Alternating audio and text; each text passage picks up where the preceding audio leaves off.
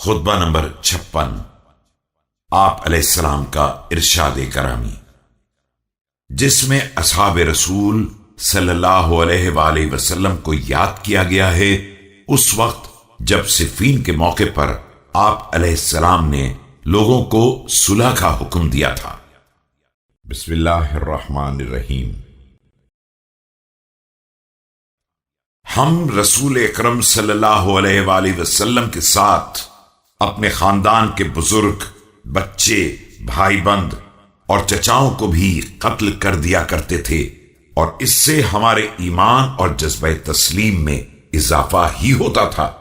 اور ہم برابر سیدھے راستے پر بڑھتے ہی جا رہے تھے اور مصیبتوں کی سختیوں پر صبر ہی کرتے جا رہے تھے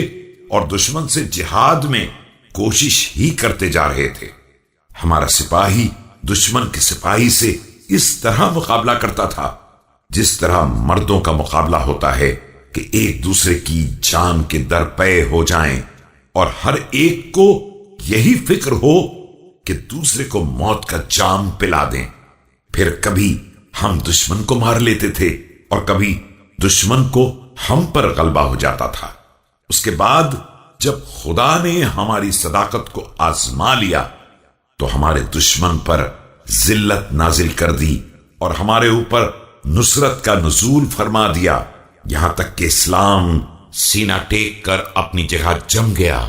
اور اپنی منزل پر قائم ہو گیا۔ میری جان کی قسم، اگر ہمارا کردار بھی تم ہی جیسا ہوتا تو نہ دین کا کوئی ستون قائم ہوتا اور نہ ایمان کی کوئی شاخ ہری ہوتی۔ خدا کی قسم، تم اپنے کرتوت سے دودھ کے بدلے خون دوہو گے اور آخر میں پچھتاؤ گے۔